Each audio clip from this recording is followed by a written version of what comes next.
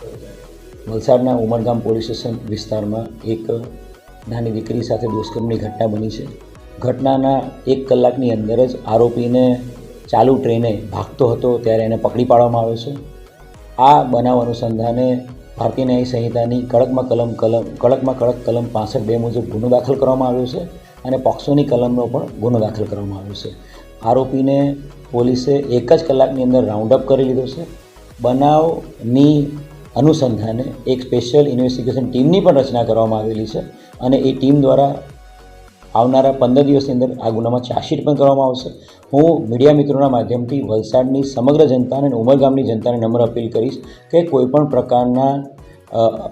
પ્રકારની અફવાઓ કે સોશિયલ મીડિયા પરની કોઈ અફવાઓના ભોગ ના બનશો અને એના દ્વારા તમે કોઈ ગેરમાર્ગે ના દોરાશો.